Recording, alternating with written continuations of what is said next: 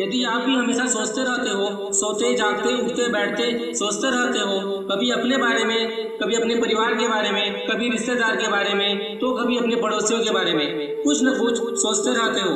बाहर से अगर कोई कुछ बोल दे तो आप अपने लक्ष्य को छोड़कर उस पर विचार करते रहते हो। ये सब ओवर थिंकिंग है। अगर हम एक बार ओवर थिंकिंग करना शुरू कर दें तो ये होता ही चला जाता है, एक के बाद दूसरा, दूसरा के बाद फिर तीसरा, रुकता ही नहीं, चलता रहता है जब तक कि आपका मूड ऑफ न हो जाए।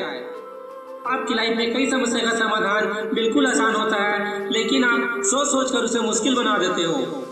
यदि आपको लगता है कि आप ओवर थिंकिंग नहीं करते तो कभी अपने बचपन का फोटो या वीडियो देख लेना, उसमें आप कितना मुस्कुरा रहे होगे। क्योंकि उस समय आप ओवर थिंकिंग की बीमारी से ग्रस्त नहीं थे। जैसे जैसे आपकी उम्र बढ़ती गई आपको ईगो होता गया, उसने मुझे नमस्ते नहीं बोला, उसने मुझे पार्टी में नहीं बुलाया, उसने मेरा फोन नहीं उठाया या मुझे फोन नहीं किया, ये सब ओवर थिंकिंग है।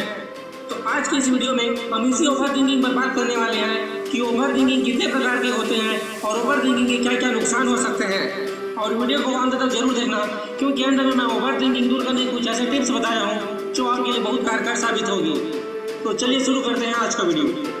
मेडिकल साइंस में ओवर थिंकिंग को दो भागों में बांटा गया है। पहला प्रॉब्लम रिलेटेड ओवर थिंकिंग, दूसरा सॉल्यूशन रिलेटेड ओवर थिंकिंग।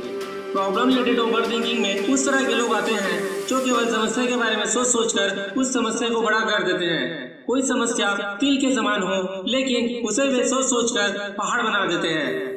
यदि आपको पैसों की तंगी है और आप सोचोगे कि 10 साल पहले यदि मैं यह कोर्स कर लिया होता तो आज यह परेशानी नहीं आती, या 5 साल पहले मेरे पिताजी ने यह काम मुझे करने दिया होता तो आज यह दिक्कत नहीं आती, यही प्रॉब्लम रिलेटेड ओवर थिंकिंग है। ठीक इसी प्रकार यदि शादीशुदा महिला सोचती है कि आज से 10 साल पहले मेरी शादी उस लड़के से हो गई होती तो आज मैं विदेश में मौज करती, या 5 साल पहले मेरी सासू माँ ने मुझे बुरा भला कहा था, अगर अब कहेगी तो मैं भी जवाब दूंगी, उस समय मैंने कुछ नहीं कहा था। तो इस प्रकार की over thinking problem related over thinking है जो हमें पास्ट में ले जाती है और हमें मानसिक तनाव के अलावा कुछ भी नहीं देती। दूसरा है सॉल्यूशन रिलेटेड ओवर थिंकिंग। इस प्रकार के ओवर थिंकिंग में हम समस्या पर नहीं बल्कि समाधान पर ध्यान लगाते हैं। हम सोचते हैं कि अभी जो वर्तमान में समस्या है उसका समाधान क्या हो सकता है। सॉल्यूशंस के विभिन्न विकल्पों पर विचार करते हैं। अगर आपके पास पैसों की तंगी है और आप सोच रहे हैं कि पार्ट टाइम जॉब शुरू करें या पार्ट टाइम बिजनेस शुरू करें जिससे पैसे की समस्या दूर हो जाएगी, तो यह सॉल्यूशन रिलेटेड ओवर थिंकिंग है। ठीक इसी प्रकार यदि किसी लड़की की शादी विदेशी लड़का से नहीं हुआ और अब वो विदेश जाने की सोच रही है और पैसे जुगाड़ कर रही है, तो यह सॉल्यूशन रिलेटेड ओवर थिंकिंग है। तो यहाँ पर समझने वाली ये बात है कि प्रॉब्लम रिलेटेड ओवर थिंकिंग हमारे लिए बुरी बात है और सॉल्यूशन रिलेटेड ओवर थिंकिंग हमारे लिए अच्छी बात है। यदि आप भी प्रॉब्लम रिलेटेड ओवर थिंकिंग करते हैं तो सावधान हो जाइए, यह आपको बर्बाद कर देगा।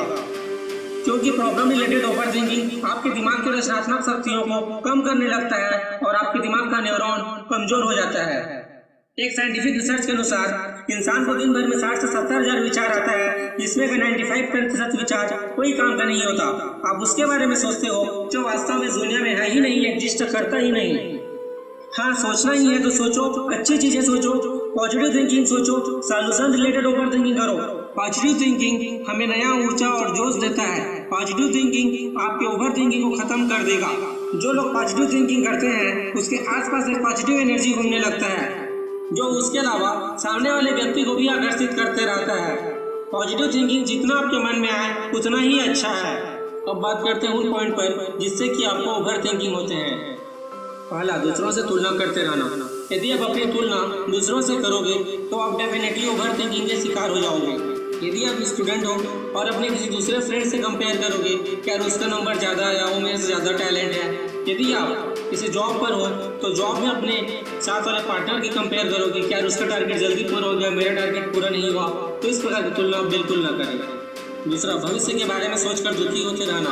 जब भी आप अपने भविष्य के बारे में सोचकर दुखी होगे कि भविष्य में मेरी लाइफ कैसी होगी, भविष्य में मैं जो सोच रहा हूँ कर पाऊंगा या नहीं, तो इससे आपको दुखी मिलेगा और ओवर थिंकिंग के शिकार में फंस जाओगे। तीसरा, उस स्थिति के बारे में सोचना जो कभी आएगा ही नहीं। आप अपने मन में ऐसा कुछ सोच लेते हो जो कभी होगा ही नहीं, जो रियल लाइफ में एग्जिस्ट करता ही नहीं। तो ऐसा करने से भी, ऐसा सोचने से भी आपको बचना चाहिए। चौथा नंबर है केवल समस्या के बारे में सोचना, समाधान पर विचार ही नहीं करना। कुछ लोग हमेशा अपनी लाइफ में समस्या के बारे में सोचते रहते हैं, उसके समाधान की ओर बिल्कुल भी ध्यान नहीं देते। जैसे मान लो किसी को पैसों की तंगी है तो वह यह सोचता रहेगा कि मेरे पास पैसों की तंगी है, पैसों की तंगी है, लेकिन इस पर कभी ध्यान नहीं देगा कि इस पैसे की तंगी को कैसे दूर किया जाए। यदि आपको कोई चीज नहीं आता तो ये सोचने के बजाय कि ये चीज मुझे नहीं आता, ये सोचना चाहिए कि ये चीज मुझे कैसे आएगा। वीडियो के लास्ट में ओवर थिंकिंग को दूर करने के कुछ उपाय आपको बता रहा हूँ। इसे पालन करके आप इस समस्या को दूर भगा सकते हो। सबसे पहले अपने आप को हमेशा बिजी रखें। आप अपना काम इतना मन लगाकर करें कि दूसरे के बारे में आपको सोचने का मौका ही ना मिले और आपके पास दूसरों से तुलना करने का समय ही ना बचे। दूसरा है योगा, एक्सरसाइज और मेडिटेशन आपके लिए बहुत लाभदायक है। इसे अपने दैनिक दिनचर्या में जरूर शामिल करें। तीसरा, हमेशा सकारात्मक सोचने की कोशिश करें, यह आपको एनर्जी देगा। चौथा, आपके पास जो समस्या है उसे पेपर पर लिखें और उसी के समाधान के बारे में सोचें। पांचवा, चिंता और चिंतन में अंतर समझें। चिंता किसी भी समस्या का समाधान नहीं है, जबकि चिंतन प्रत्येक समस्या का समाधान है। इसलिए कभी भी चिंता न करें, चिंतन करें।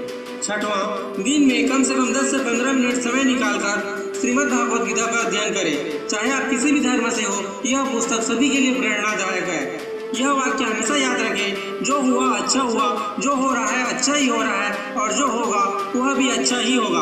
आपको भविष्य की चिंता नहीं करनी है और न ही बीते हुए पर पश्चाताप करनी है। केवल वर्तमान के बारे में सोचकर काम करना है। दोस्तों, सोचना बहुत ही आसान काम है। इसमें कुछ भी नहीं करना पड़ता है, केवल सोचते जाओ, सोचते जाओ। लेकिन जब उस सोच को वास्तविक जीवन में उतारने के लिए मेहनत करना पड़ता है, तब पता चलता है कि सोचने और करने में क्या अंतर है। इस बात को इस उदाहरण से समझो। एक व्यक्ति रोज सिगरेट पीने वक्त सोचता था कि कल से सिगरेट पीना छोड़ दूंगा क्योंकि यह स्वास्थ्य के लिए बहुत हानिकारक है। लेकिन सोचते सोचते सालों बीत गया और उसका सिगरेट पीना नहीं छूटा। मेरा कहने का तात्पर्य ये है कि किसी बात को सोचने के बजाय उसको अपने जीवन में इम्प्लीमेंट करना चाहिए, फॉलो करना चाहिए।